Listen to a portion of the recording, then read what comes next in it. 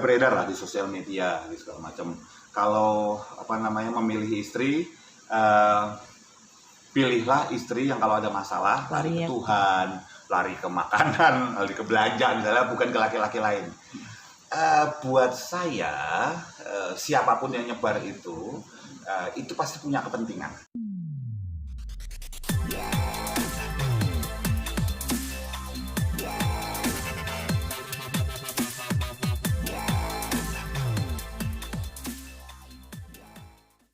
Oke, untuk psikologis itu ayah tuh punya peran nggak sih, Mas? Ayah itu sangat berperan. Jadi ada sebuah pepatah yang ngomongnya kayak gini. Ayah itu adalah pahlawan pertama bagi seorang anak laki-laki dan cinta pertama untuk seorang anak perempuan. Itu ada pepatah kayak gitu, dan itu pepatah keren banget buat saya gitu. Bukan gue yang ngomong gitu ya. Tapi itu pepatah keren banget. Kenapa?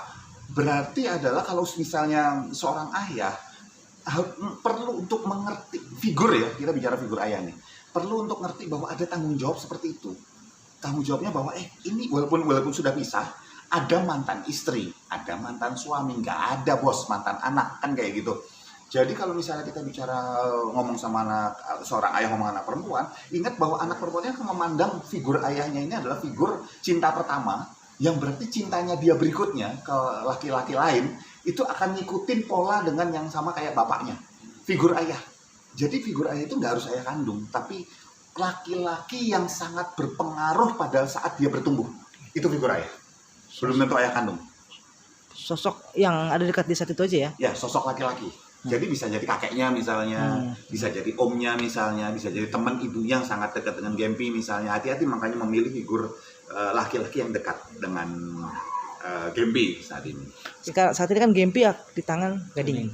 Nah, ayah itu nggak seluas ibu pastinya. Gimana tuh, Mas? Buat saya yang terjadi saat ini sih, saya agak miris satu hal, bahwa kalau gini, banyak sudah beredar lah di sosial media di segala macam. Kalau memilih istri, pilihlah istri yang kalau ada masalah lari ke Tuhan, lari ke makanan, lari ke belanja misalnya, bukan ke laki-laki lain. Buat saya, siapapun yang nyebar itu pasti punya kepentingan buat saya. Kenapa? Dan kita nggak bisa nuduh siapapun. Tetapi itu karena itu serangan tajam sekali, cep, gitu. Terlepas bahwa Gisel memang salah, bahwa Gisel melakukan sesuatu yang katakanlah pelanggaran dari sebuah komitmen misalnya seperti itu. Tapi hal tersebut bisa terjadi pada siapapun. Dan kalau misalnya saya adalah orang yang terlibat dengan Gisel misalnya, atau saya mantannya Gisel, atau saya misalnya apakah sahabatnya mantannya Gisel atau semacamnya, itu satu urusan rumah tangganya Gisel atau dulu masalah rumah tangganya Gisel.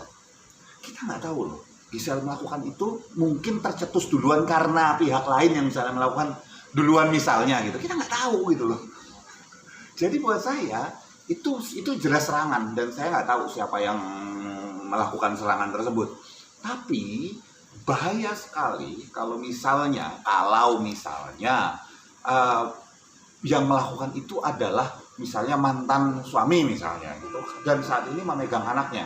Buat saya, kalau misalnya saat ini Gading sudah punya kedewasaan yang bagus, sudah mampu hati yang lapang, saya akan pasang badan ngomong di media. Kalau saya jadi Gading nih, saya akan ngomong di media bahwa semua orang pernah berbuat salah, termasuk mantan istri saya. Dan apapun yang terjadi saat itu dan terjadi saat ini yang menimpa dia, itu adalah semua yang memang sudah digariskan hidup.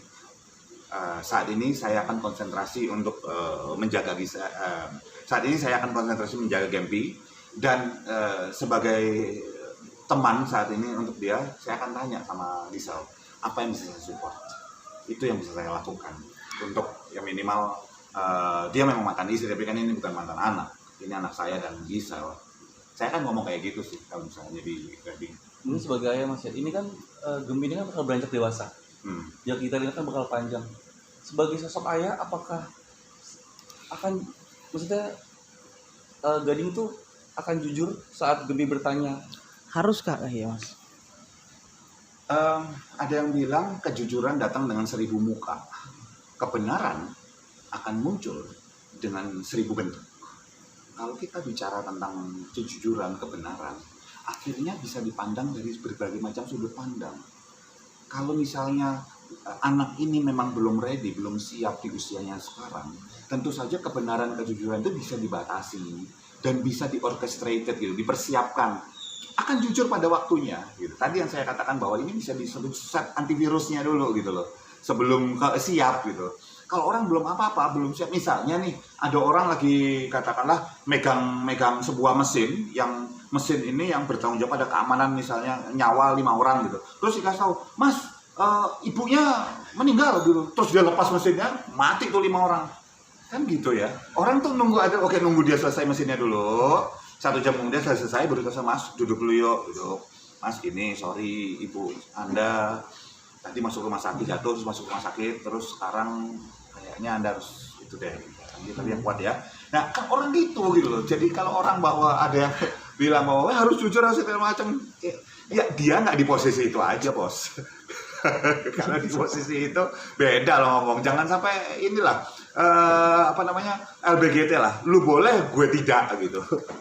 Jangan sampai gitu deh, gitu loh kata-katanya ya. Oke.